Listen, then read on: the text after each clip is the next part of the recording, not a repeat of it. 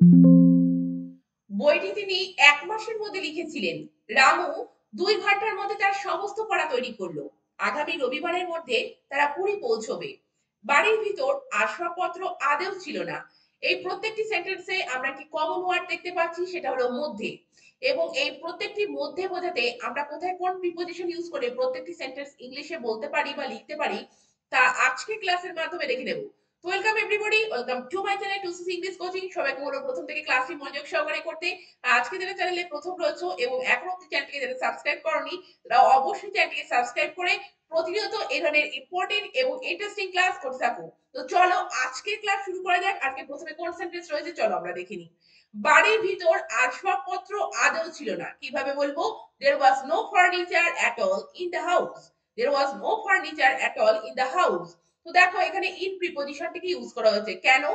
কারণ কোন স্থানের মধ্যে বোঝাতে আমরা কিন্তু প্রিপোজিশন ইন ইউজ করি। তো এখানে ইন ইউজ করে সেন্টেন্সটিকে এইভাবে লেখা হয়েছে বা আমাদেরকে এইভাবে বলতে হবে। তো কোন স্থানের মধ্যে বোঝাতে বা ভিতরে বোঝাতে, দেখো বাড়ির ভিতর, তো সেই জন্য আমাদেরকে ইন প্রিপোজিশন ইউজ করতে হবে। পরের সেন্টেন্সটি দেখো, বইটি তিনি 1 মাসের মধ্যে লিখেছিলেন। কিভাবে বলবে? He wrote the book in a month. He wrote the book in a month. তো দেখো তিনি 1 মাসের মধ্যে লিখেছিলেন। যখন একটা পিরিয়ড অফ টাইম বোঝাবে, একটা বিস্তৃত সময় বোঝাবে, সেক্ষেত্রে আমরা ইন বা উইদিন ইউজ করে সেন্টেন্সটিকে আমরা লিখতে পারি বা এই প্রিপোজিশনটিকে ইউজ করতে পারি। তো এখানে দেখো ইন এই প্রিপোজিশনটিকে ইউজ করা হচ্ছে যে তিনি 1 মাস মানে সারা মাস জুড়ে তিনি মানে সারা মাসটা তার লেগেছিল কি করতে? বইটা লিখতে।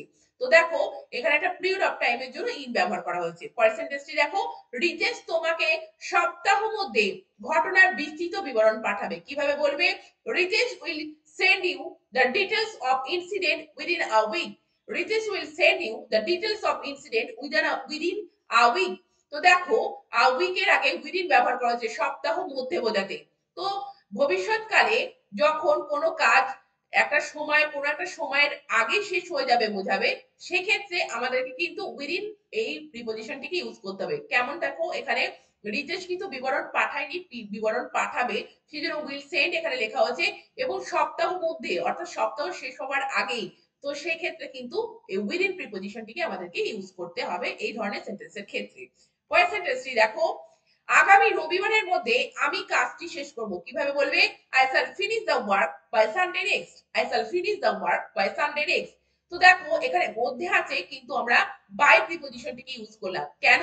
একটা পয়েন্ট অফ টাইম আছে। দেখো নির্দিষ্ট একটা টাইম আছে, যে রবিবার বলেছে, সেজন্য নির্দিষ্ট একটা সময় বলে দিয়েছে রবিবার। তো দেখো সেজন্য এখানে বাই এই প্রিপোজিশনকে ইউজ করতে হবে। বাই বা বিফোর আমরা ইউজ করতে পারি, তো এখানে বাই ইউজ করা আছে। পরের সেন্টেন্সটি দেখো, সোমবার বিকেল 5টার মধ্যে লোকটি এখানে আসার কথা ছিল। লোকটির এখানে আসার কথা ছিল। তো সোমবার বিকেল 5টা। তো দেখো বিকেল 5টা একটা পয়েন্ট অফ টাইম, একটা নির্দিষ্ট করে বলা আছে, তাহলে কিভাবে বলবে? The man was to come here by 5 p.m. On Monday. The man was to come here by 5 p.m. On Monday. তো দেখো বাই ইউজ করা হয়েছে কেন? বিকেল 5টা একটা নির্দিষ্ট পয়েন্ট অফ টাইম উল্লেখ করে দেওয়া আছে, সেই জন্য কিন্তু এখানে আমাদেরকে বাই ইউজ করতে হবে বা এই ক্ষেত্রে আমাদের কিন্তু বাই ইউজ করতে হবে। পরের সেন্টেন্সটি দেখো, রামু 2 ঘন্টার মধ্যে সমস্ত পড়া তৈরি করলো। অর্থাৎ করলো বলতে করেছিল। কিভাবে বলবে? Ramu prepared all his lesson within 2 hours। তো এখানে দেখো পিরিয়ড অফ টাইম, সেজন্য আমরা উইদিন বা ইন ব্যবহার করতে পারি। সেই জন্য দেখো এখানে উইদিন ইউজ করে সেন্টেন্সটিকে এইভাবে বলা আছে। পরের সেন্টেন্সটি দেখো, তারা ঘন্টা খানেকের মধ্যে বাড়ি পৌঁছে যাবে। কিভাবে বলবে? They will reach home in an hour. They will reach home in an hour. কেননা এখানে দেখো পিরিয়ড অফ টাইম ঘন্টা খানেকের মধ্যে বলা আছে।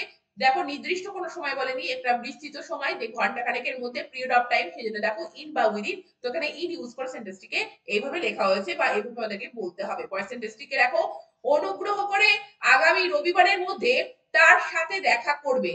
তাহলে আগামী রবিবার, দেখো রবিবারটা উল্লেখ করা আছে পয়েন্ট অফ টাইম, তাহলে কিভাবে তোমরা বলবে বলো? Please see him by Sunday next. Please see him by Sunday next. তো দেখো এখানে সানডের আগে কিন্তু বাই প্লেস করা হয়েছে। কেন? একটা পয়েন্ট অফ টাইম বলা হয়েছে, রবিবার বলা হয়েছে। তো সেখানে নির্দিষ্ট করে যদি কোনো একটা সময় উল্লেখ করে দেওয়া হয়, সেক্ষেত্রে কিন্তু আমাদেরকে বাই প্লেস করতে হবে। তো এখানে বাই প্লেস করে সেন্টেন্সটি এইভাবে আমাদেরকে বলতে হবে বা এই ধরনের সেন্টেন্সের ক্ষেত্রে আমাদেরকে বাই ইউজ করতে হবে।